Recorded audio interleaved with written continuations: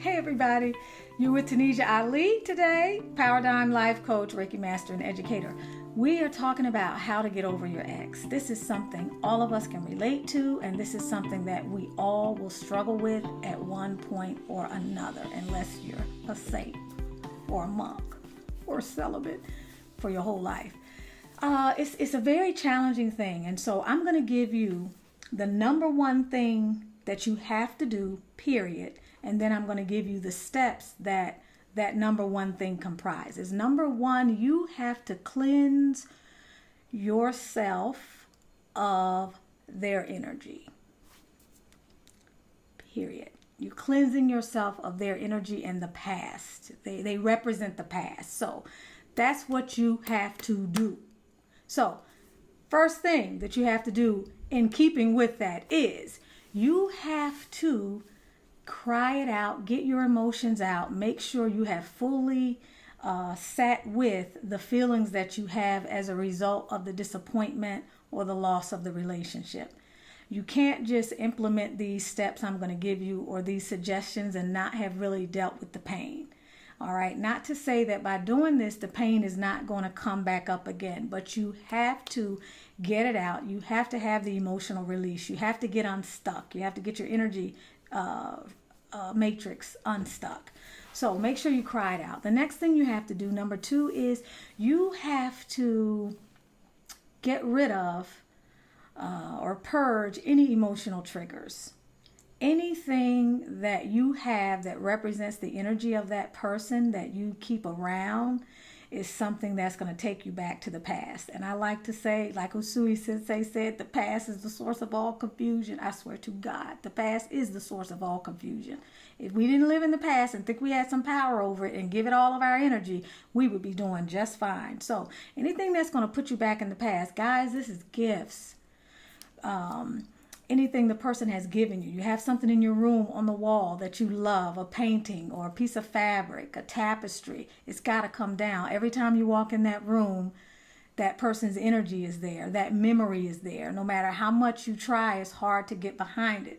The most important thing that I want you to understand in terms of getting rid of things is it's not so much the physical representation of the item. It's the energy that is contained within that item. Anything that belongs to us, that was with us before we give it away, we give our energy as a part of it. Our energy is stored in that item. So with that item still there, that person's presence is with you. And as a part of the cleansing and the decluttering, you have to get rid of it. Now, you may have a situation where you're like, well, what if it's something that I really loved, or something that's really priceless to me, or something that really kind of meant a lot to me? I'm saying you may not necessarily do it right away, but you need to get to a point where you recognize it's time to let it go. All right. If you think that this is someone you may be friends with down the line, or they're a close family associate, or they're friends with your parents or something like that, or somehow there was another kind of a connection of endearment before the relationship, and you feel like, oh, okay, I might need to, I'm going to want to keep this or refer to this one day, give it away, give it to somebody else, tell them to hold on to it for you. Then that way, at least you can ask for it back if you choose. The next thing that you have to do, you have to get off social media. You got to take a break from social media for about 2 to 4 weeks right after the breakup. It's very, very critical. And then afterwards, or when you do that at the same time, you need to block them and you need to disenroll from their pages or from following them or whatever it is. The social media component is very, very important, because oftentimes when people break up, you could be dealing with somebody who's emotionally unstable or vindictive, and what they want to do is put comments on your pages, or maybe they want to show that their life is great and they're not suffering any type of trauma from the breakup. So they post pictures of them and another guy, or them and another girl, or if you happen to be a guy, whatever it is. So you wanna disconnect from the social media component, and by doing that as well, you want to make sure that you block them and you're not taking any calls, or they're not able to call you or reach you in any way either. And the reason why that's important is because a lot of times when you pull your energy back from a situation, there's sort of a psychic energy that you send out that is received by their higher self, even if they're not aware of it. So when you pull your energy back, sometimes their energy will come towards you. And you're in a very fragile place right now, or in a very volatile place. The last thing you want to have to do is fight them off from a point of weakness, or from a point of where you're not as strong as you normally would be. So you want to block any avenues of communication at all.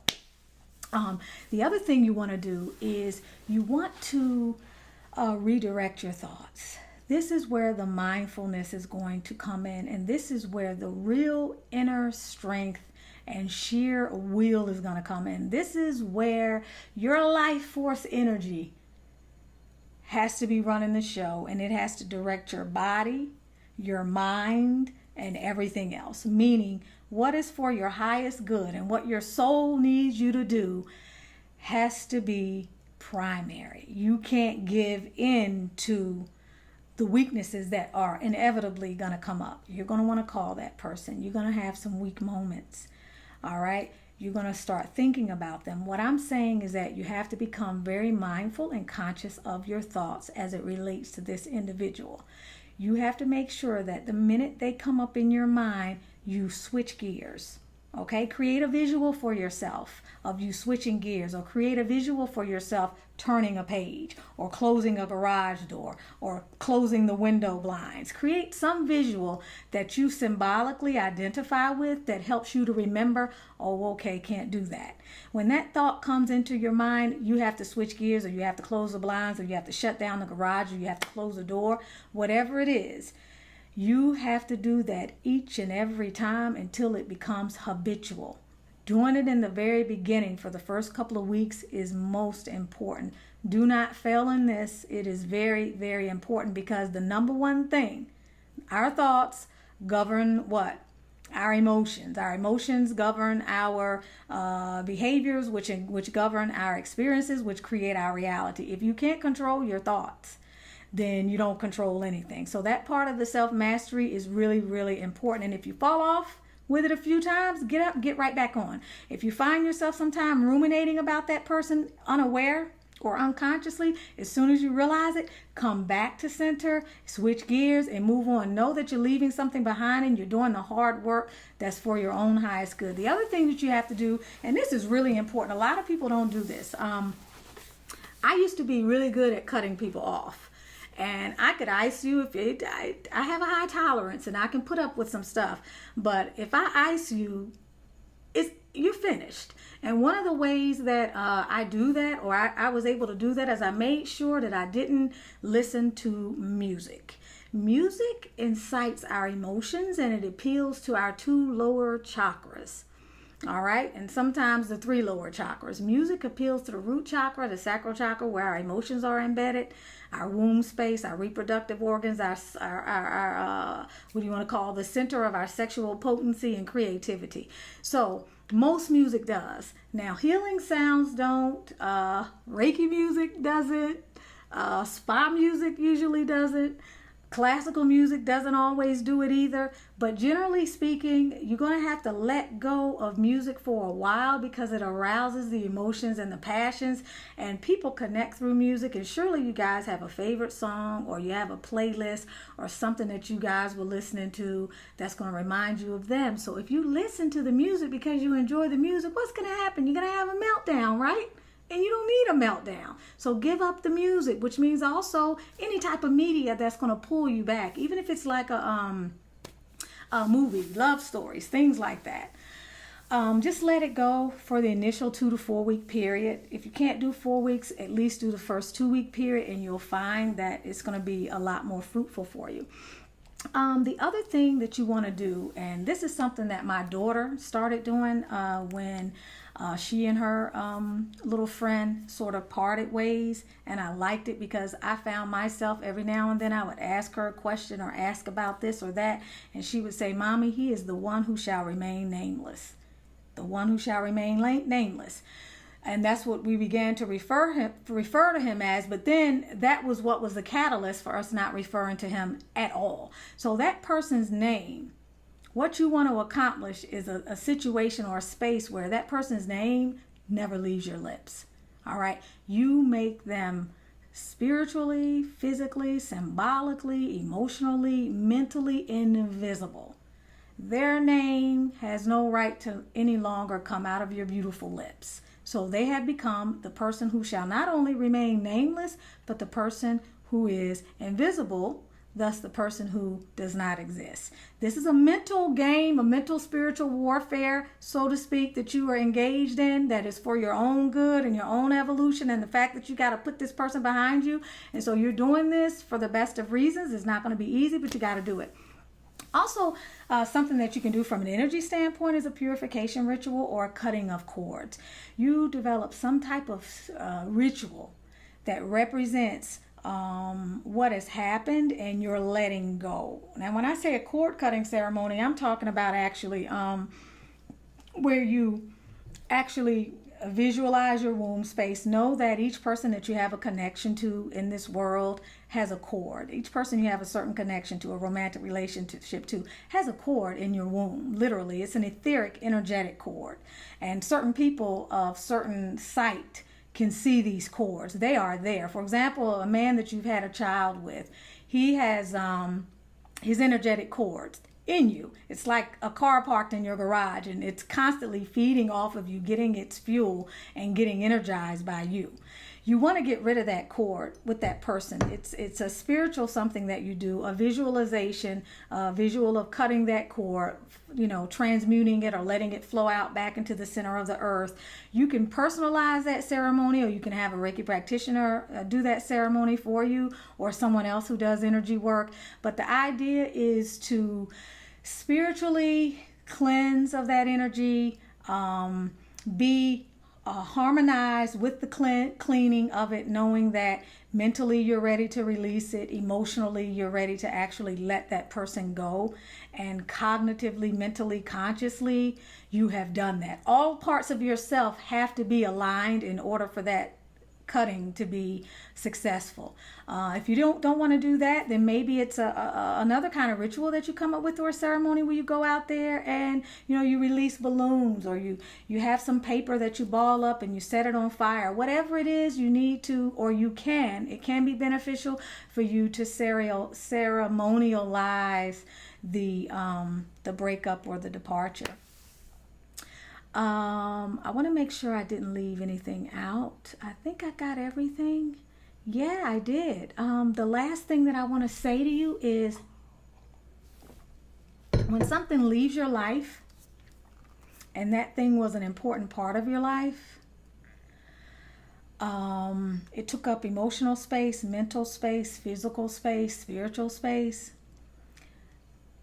and it leaves your life, it can feel like there's a vacuum, or you can feel a void. So it's important that you replace that energy, or you allow in a more nurturing and supportive energy.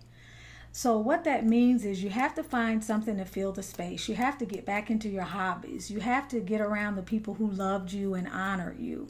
You have to make sure that you pursue avenues of self-development. Pick up a hobby. Go back to the gym. All of the things that person was bringing into your life that distracted you from your self-development, or some of the other things that you needed to take care of that you kind of let fall by the wayside, make sure you embrace those things, okay? And the last thing I want to say is, I pulled this card, the Devil card. And the reason why I pulled a Devil card, if you can see this card, and this is one of the more pleasant ones, so to speak, but a person that we have let go in our lives for whatever reason usually represents a heavy, toxic energy, sometimes something that we've been a slave to, something that has repeated patterns of feelings of worthlessness, self-harm, maybe, in the sense that anything that you do that is not for your highest good is a form of self-harm. I don't necessarily mean cutting yourself, but whenever something has broken, and it is no longer able to be reconciled, or it should not be able to be reconciled, it represents something that we must learn a lesson from. It represents a break in pattern, or a break in the way that we have been doing things. So in addition to trying to learn something from what has happened to us and trying to analyze this situation so it doesn't repeat itself.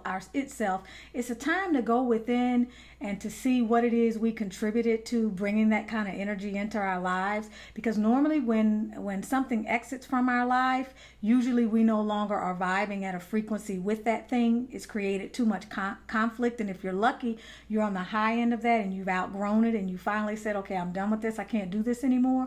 Or this was not good for me. It didn't make me happy. And so it's time for me to move on. So it's important that you understand that, in a sense, it was a sort of trapping for you. It was something that you might have felt enslaved to. It was a source of negative attachment. And it's never easy to get rid of a negative attachment or something that has become sort of a fixture in our lives, even when it doesn't always feel good. And 9 times out of 10, by the time you break up with someone, it has not been feeling good for a long time. And if they broke up with you, then for sure, you have to find the space to heal. You have to find the space to go on. You have to find the space to learn from the situation so that you don't repeat the pattern. And this is about understanding that we're in a space right now in our life where we have to break habit with the self-destructive pattern. And remember, just as advice, a word to the wise, jumping into another relationship, which I've done over my life cycle and have paid the price subsequently, is not a good decision. You need time to figure out what happened. You need time to process. You need time to figure out who you are, what you really want, and you need time to shore up your self-worth. You need time to love yourself so that by the time the next person comes, you know what you want, you know what you can tolerate, you know what you deserve, and you know who you are and what you're bringing to the relationship. And also, the healthier you are, the less likely you are to attract the same type of garbage into your life the next time, okay? So I'm Tunisia Ali, your Paradigm Life Coach. You can reach me at butterflytransformations.com. You can also register for one of my online classes that have to do with the prosperity mindset and wealth creation, also relationships. So like me if you got any value out of this video, subscribe and leave me comments. I'll do my best to respond when I can. I'd love to hear from you. Thank you so much, and I wish you the very best.